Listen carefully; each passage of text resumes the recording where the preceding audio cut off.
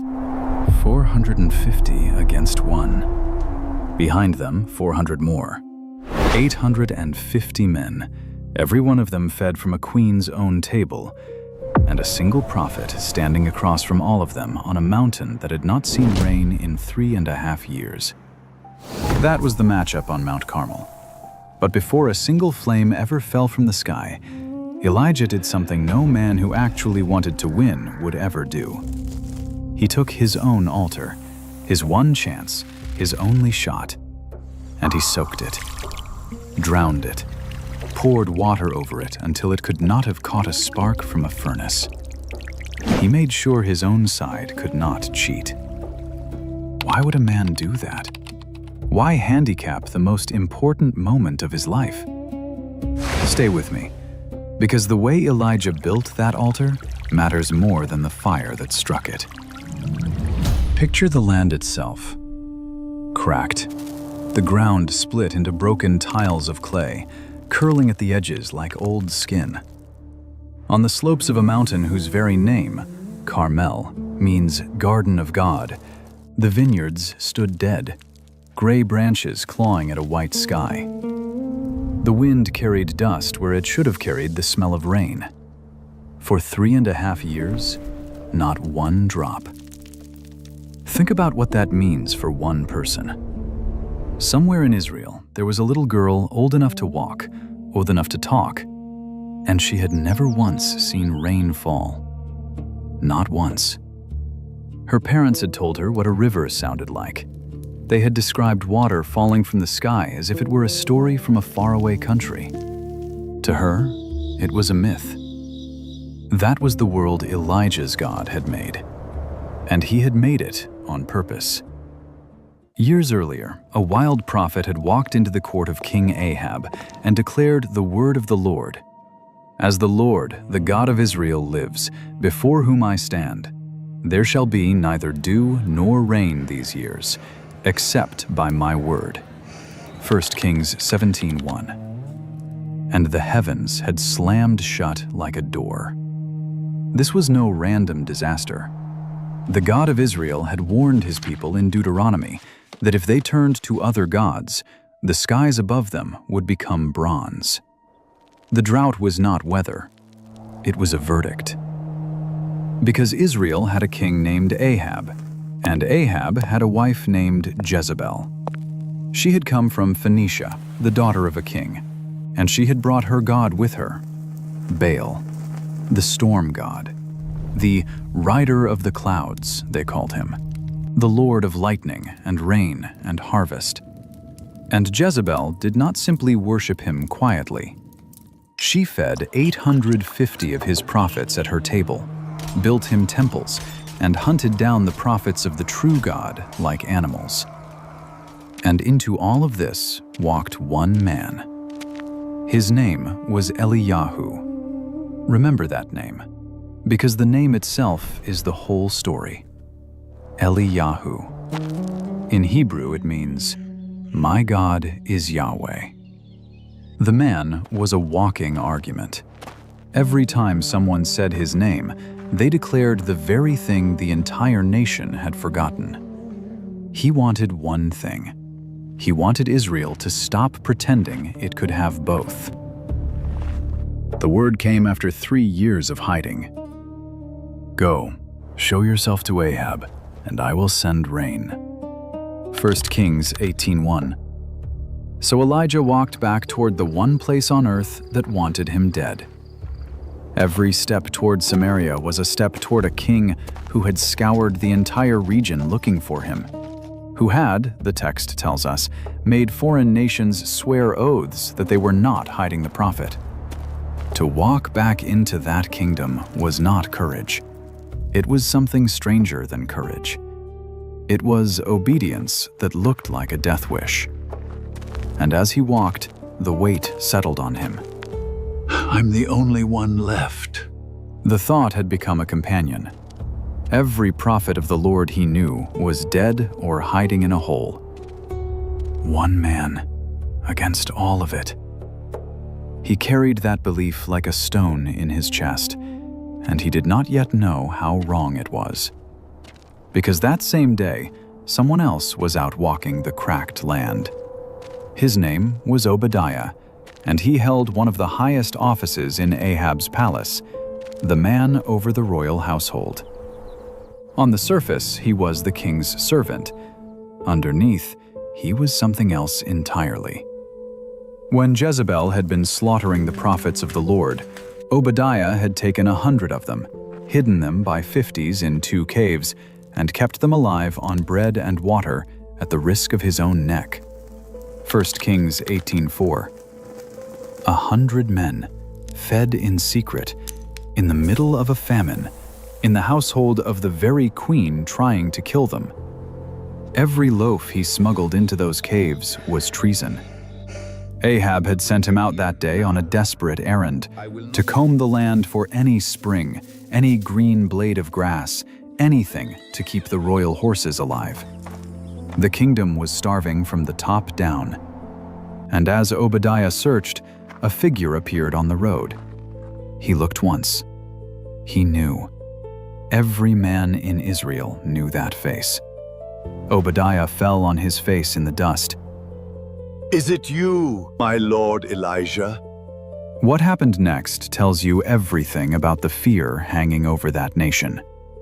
Elijah gave him a simple command. Go tell Ahab, I'm here.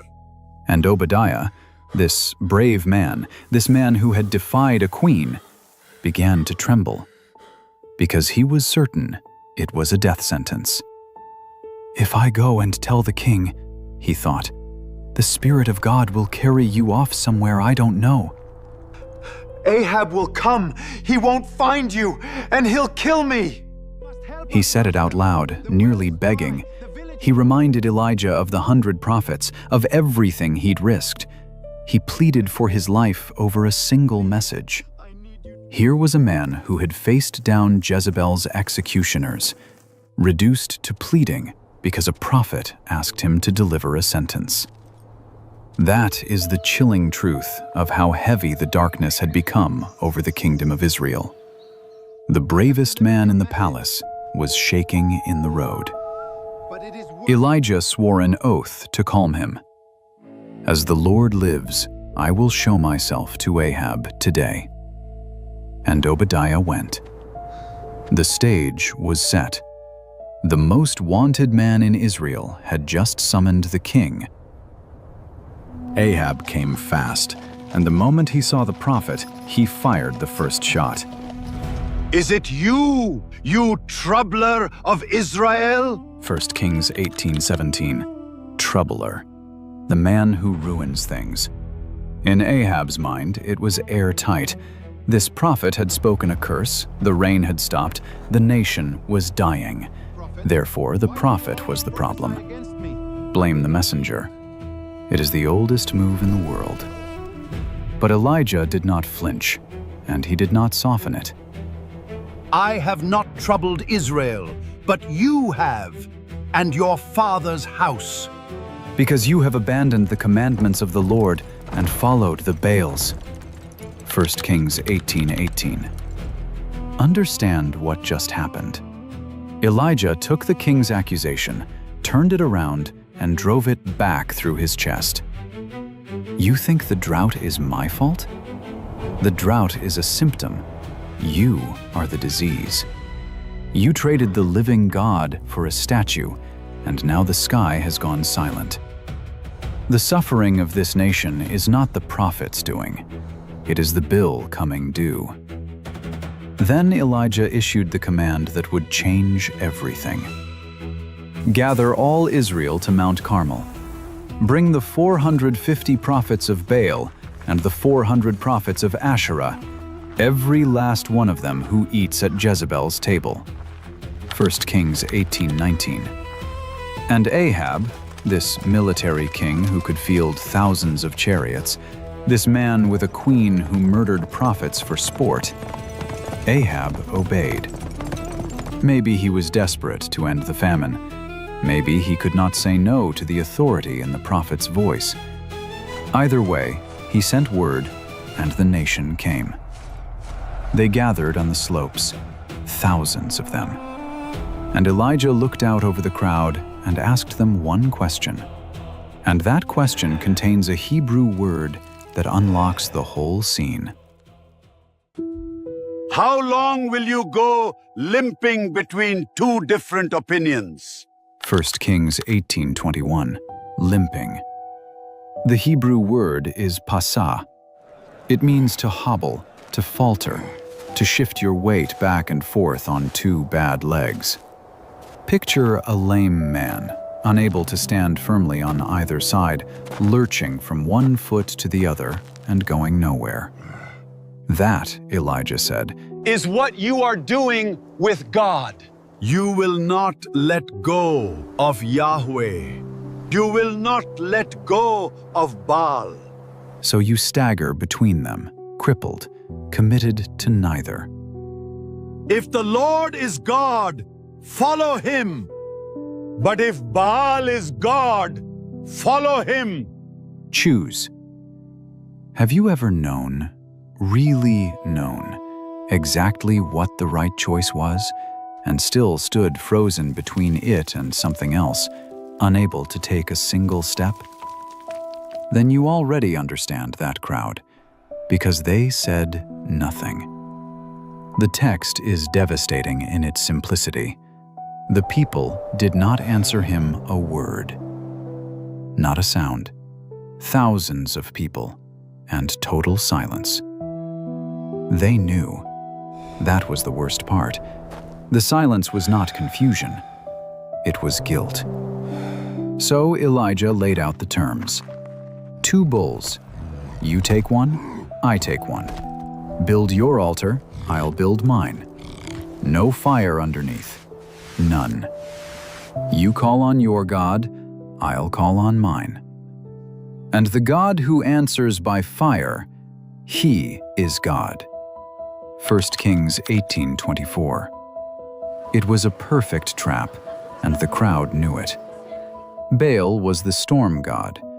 Fire from the sky was supposed to be his signature. If he could not manage one spark on his own mountain, he was nothing. And finally, the people spoke. It is well spoken. From morning until noon, the prophets of Baal screamed at the sky. They had chosen their bull. They had cut it, laid it on the wood, built their altar high. And then 450 men began to call on a god who was not there. Oh Baal, answer us! Oh Baal, answer us! The same words over and over, rising off the mountain in a wall of sound. And the text gives us 4 flat words. But there was no voice, and no one answered. So they pushed harder. They began to dance, and here the same Hebrew word returns. They limped around the altar. Pasah. The very word Elijah had used for the wavering nation now describes the prophets themselves, hobbling and lurching around their dead God in a frenzy. The whole nation was limping spiritually, and here were its false shepherds limping physically around an altar that would never catch fire. The picture is almost unbearable. Hour after hour, the sun climbing, dust rising in clouds from hundreds of stamping feet, voices cracking and going hoarse. And the bull lay there on the cold wood, untouched, while the sky stayed white and silent and merciless. Somewhere in that crowd, an Israelite who had spent his whole life trying to keep one foot in each camp must have felt the first crack of doubt. He had hedged his bets for years, a little Baal, a little Yahweh, just to be safe. And here was Baal, given every advantage, given his own mountain, given 450 voices and a full morning, producing nothing. Not a spark, not a sound. And then it was noon, and Elijah began to mock them. This is one of the boldest moments in all of Scripture. One man watching 450 exhausted priests fail, and instead of staying quiet, he starts calling out suggestions. Cry aloud! Surely he is a god. Maybe he's deep in thought. Maybe he's busy. Maybe he's on a journey, or maybe, And you can almost hear the crowd go still. maybe he's asleep and needs to be woken up. Every taunt was a theological knife. Maybe he's lost in thought, because your gods are small enough to get distracted. Maybe he's relieving himself, because your God has a body and bodily needs. Maybe he's traveling, because your God can only be in one place, and he might literally be out of town. Maybe he's asleep, because in your own myths, your God dies and sleeps through the dry season and has to be screamed awake. Elijah was not just insulting them, he was dismantling their entire religion, line by line, in front of the nation. And it worked the way poison works. The mockery drove the prophets into a desperation that turned violent. If shouting would not wake their God, maybe blood would. They reached for the knives. Crying out, the prophets of Baal began to cut themselves with swords and lances until the blood gushed out upon them. 1 Kings 18:28. This was no accident of frenzy. It was a known rite. Gash your own flesh, spill your own blood, prove your devotion. Try to move the God to pity, or bind him by the offering of your pain. So they slashed their arms and their chests, and they raved on into the afternoon, blood running down their skin and onto the stones, and the bull still lay there, and the sky still gave them nothing. And the historian who wrote this down delivers the verdict in 3 hammer blows. There was no voice, no one answered, no one paid attention. Nothing, nothing, nothing. That is what a false god gives you in your hour of greatest need. Silence, and the sound of your own blood hitting the ground. And here is a strange truth about that altar, and about the man standing across from it. There is an emptiness that does not come when you lose. It comes right after you win the thing you fought hardest for. Hold on to that thought, because the man who is about to call down fire is hiding something, and the story reveals it just 1 chapter later. One day, that is all the distance there is between this mountain and a broom tree in the wilderness. This same Elijah, the prophet who is about to humiliate 850 men, who is about to call fire from a clear sky, who is about to outrun a king's chariot.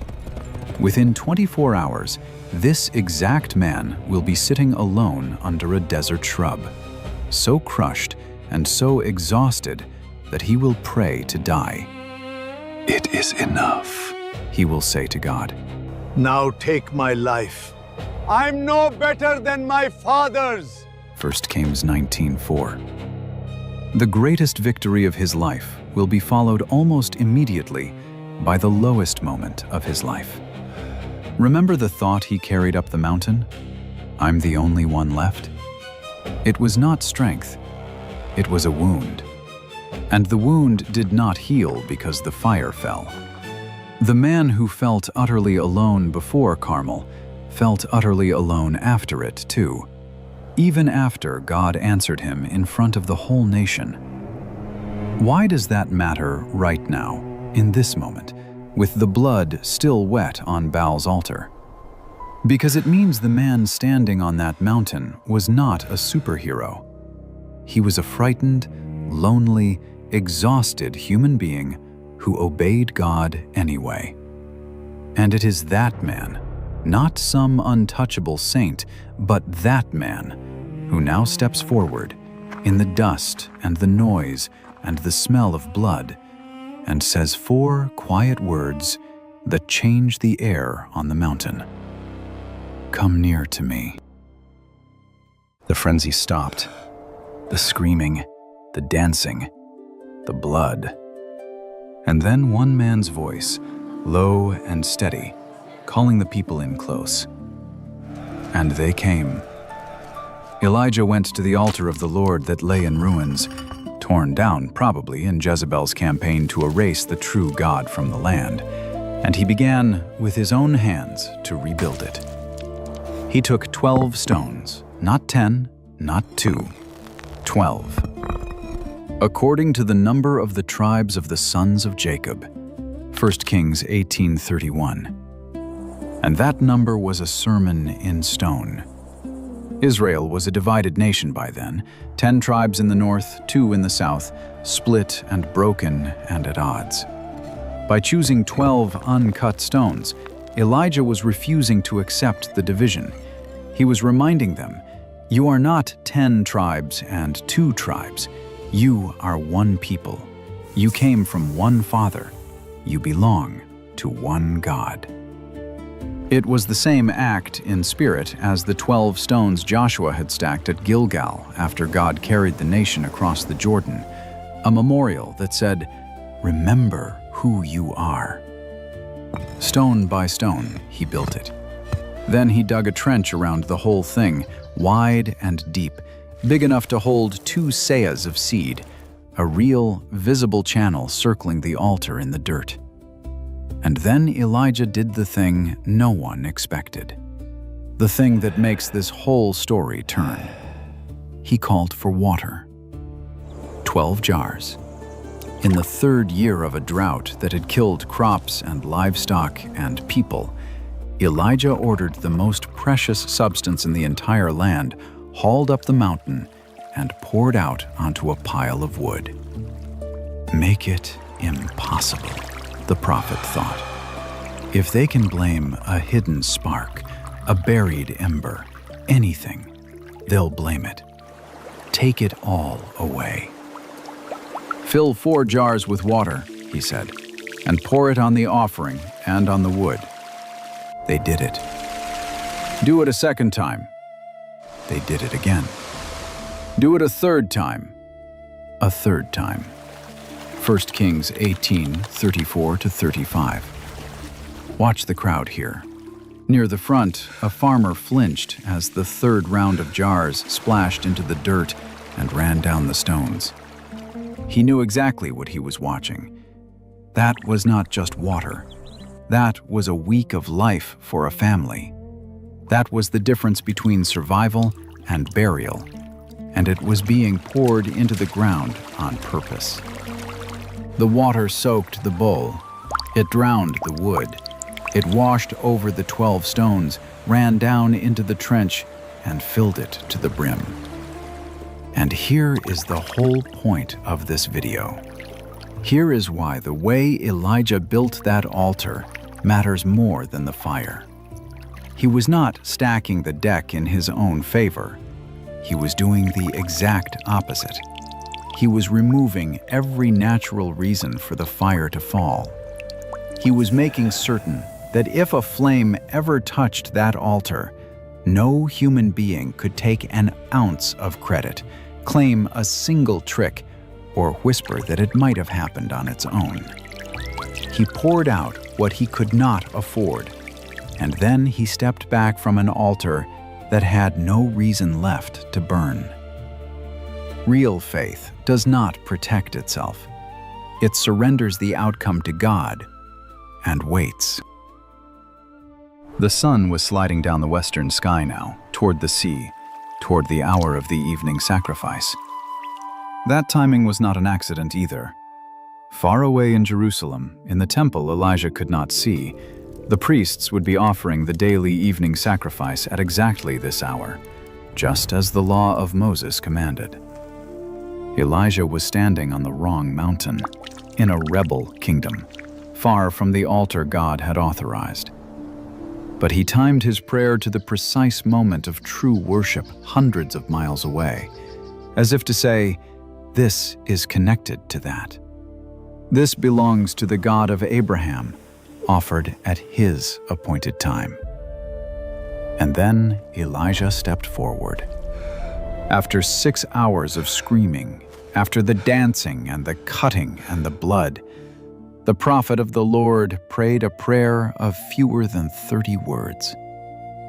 O Lord, God of Abraham, Isaac, and Israel, Let it be known this day that you are God in Israel, and that I am your servant, and that I have done all these things at your word. Answer me, O Lord, answer me, that this people may know that you, O Lord, are God. 1 Kings 18:36-37. Answer me. The Hebrew word is anah, and it had been hanging over this entire day. The test was for the God who answers by fire. All morning, 450 men had begged Baal to answer, and he never did.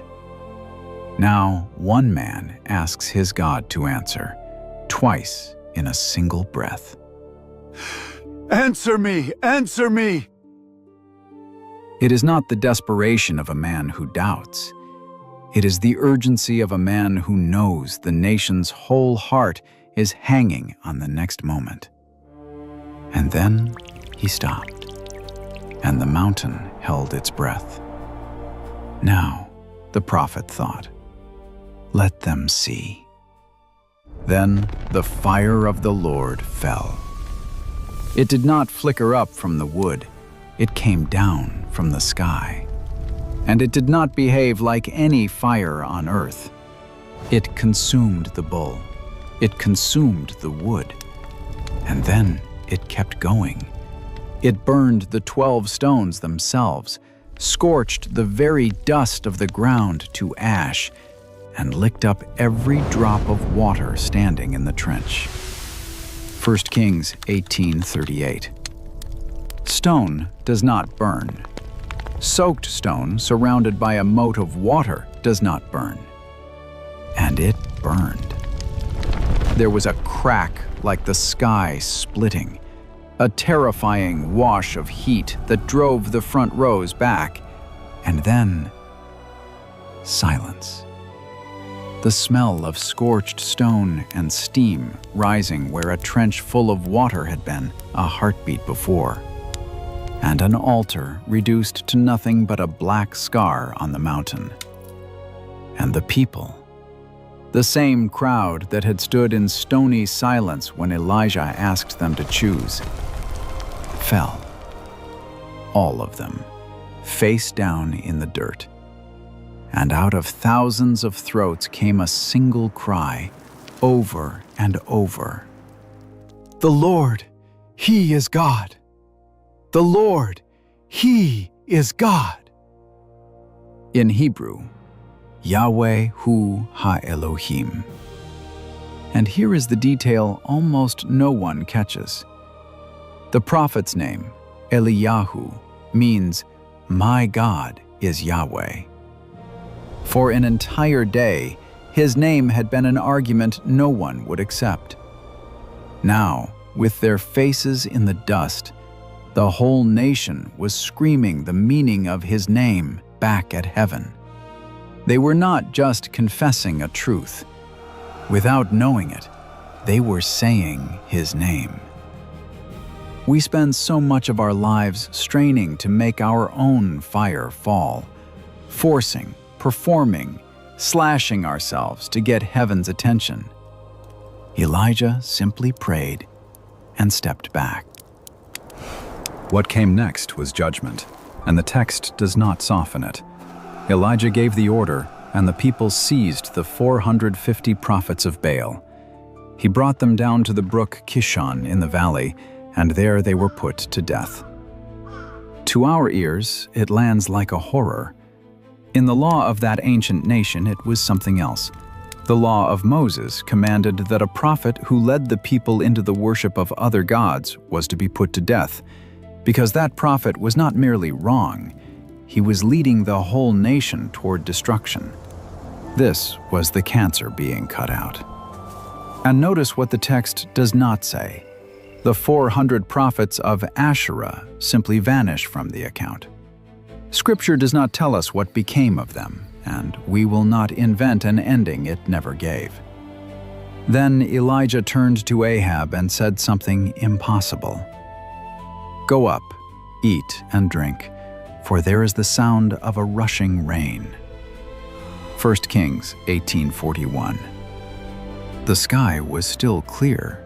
Fire had fallen from the sky. Now Elijah climbed back up the mountain to call water out of the sea. He bowed himself to the ground, his face between his knees, and he prayed. And he sent his servant to look toward the Mediterranean. "Go look," he said. The servant came back. Nothing. Go again. Nothing. 6 times he sent him. 6 times. Nothing but empty sky over an empty sea. The 7th time, the servant came back with 7 words.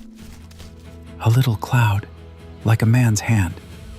3.5 years of drought, a prayer the whole nation depended on.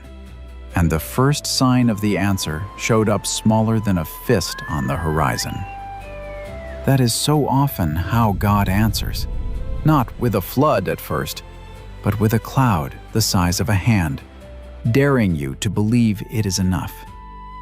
Elijah knew. Go down, he warned the king, before the rain stops you. And in moments, the sky went black, the wind rose, and the heavens that had been bronze for 3.5 years broke open and poured. The drought was over, and the hand of the Lord came on Elijah, and he tucked up his garment and outran Ahab's chariot all the way to Jezreel. And here is the line the New Testament leaves us with.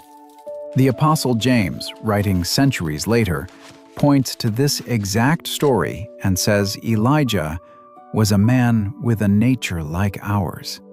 James 5:17. Read that again. A man like us. Which is precisely why the broom tree was only a day away. The same prophet who called fire from heaven would soon collapse in the desert and beg to die. And the same God who answered by fire would go and meet him there too in his exhaustion. So let me leave you with a question. When you face the great test of your life, which altar are you building? The kind you have quietly stacked in your own favor, with a hidden spark tucked underneath in case God doesn't show up? Or the kind Elijah built, soaked, surrendered, impossible, handed entirely over to God, with nothing held back and no escape route left? One of those altars stays cold. The other one calls down fire. If this story stirred something in you, take a moment before you go. Like this video so more people find it. Subscribe for more journeys deep into the Word, and share it with someone who is standing frozen between 2 opinions right now. And tell me in the comments, where in your life do you most need to stop limping and choose? I read them, and I would love to hear your answer. The Lord, He is God.